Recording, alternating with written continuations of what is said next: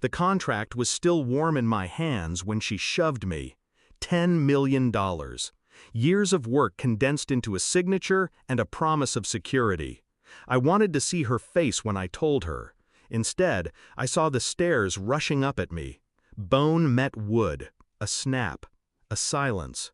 Then nothing. When I woke, hospital lights glared above me, antiseptic burning my nose, and my daughter's face hovered over mine. "You deserved it," she whispered. The words bled into me like poison. Her voice was steady, rehearsed, not the slip of a child, but a sentence carved by someone else's hand. And I understood. This was not an accident. This was a decision. The days blurred, morphine weaving strange dreams into the hours. But the reality stayed sharp. They visited me, my wife, my daughter, my son. They stood at the foot of the bed like mourners at a wake, but the smiles betrayed them. Smiles at my weakness, smiles at my fall. The mocking began quietly, a joke about how clumsy I was, a whisper about money changing people. Then bolder, laughter when I struggled to lift water to my lips, smirks when my hand trembled signing discharge papers. Family. My family. But the true wound wasn't physical. It was the realization that they had waited for this moment, plotted it, and all of them had a part in it. The staircase hadn't been my undoing. They had been. I didn't rage. I didn't confront. Instead, I watched. My wife's phone lit up with late-night messages. Not friends, someone else. Always deleted by morning. My daughter repeated words too perfectly, echoes of conversations she should never have heard. My son avoided my eyes, but he pocketed my keys when he thought I wasn't looking. They thought I was broken. They thought I was slow, drugged, dulled.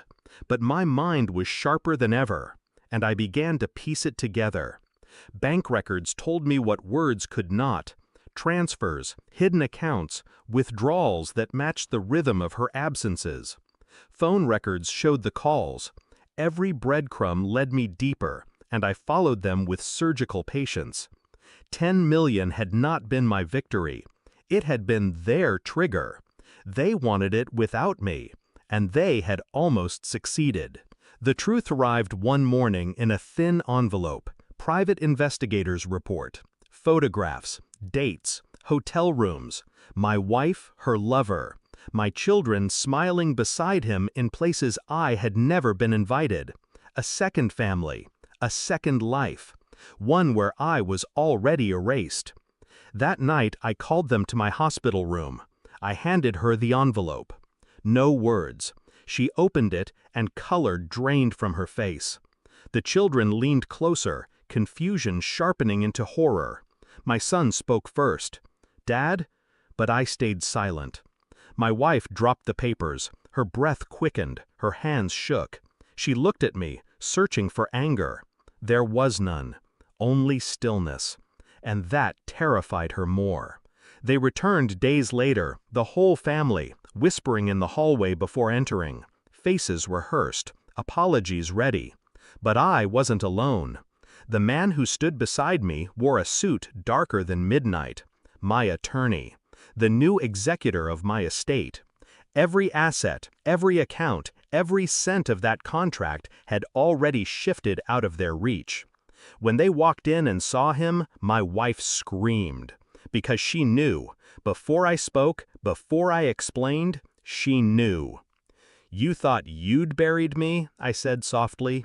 "You forgot I can bury you deeper." The silence afterward was thick enough to choke them. They left in pieces that night, shattered, silent. The house would no longer be theirs. The money would never touch their hands. Their betrayal had birthed only their own exile. And I felt nothing. Not grief, not rage, not pity. Only the cold, clear understanding that I had been free the moment I hit the bottom of those stairs. The fall hadn't broken me. It had stripped them away. And in that emptiness, I found something sharper than love, stronger than blood. Independence.